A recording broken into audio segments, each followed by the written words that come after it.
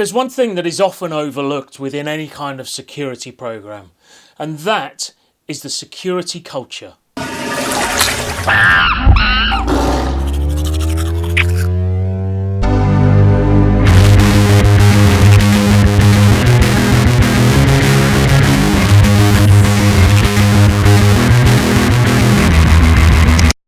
Security culture is so often overlooked.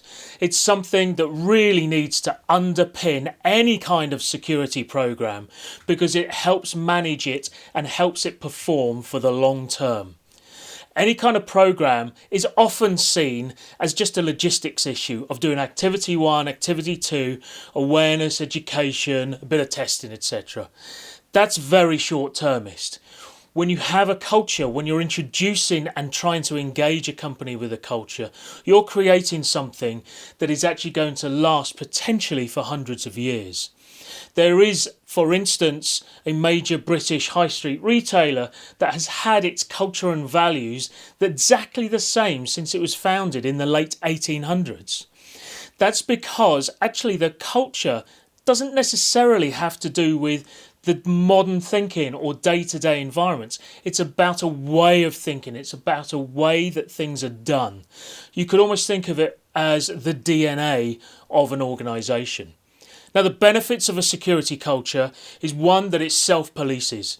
People will actually work with each other and pick up on each other's behaviours to support your goals when it comes to security. They will actually try and help people who aren't creating the correct passwords or who are leaving their desktops unlocked, for instance, because that's part of how they work. They don't even think of it as a security thing. It's also self-evolving. Whilst the culture doesn't change per se, what it does is improve and adapt and improvise and evolve so that it can take on new technology, new working practices, but still retain true to its core. Building and measuring a culture is incredibly difficult, something that does take a long time, and even if you're lucky, your organisation will have something that you can build upon.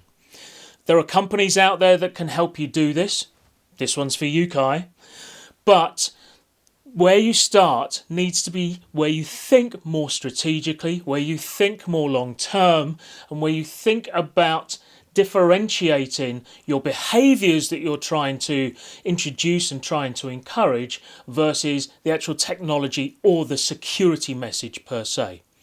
So next time you're building your program, start to think, is this going to positively influence my culture? Do I have a security culture? And if not, how can I start to improve and how can I start to build one?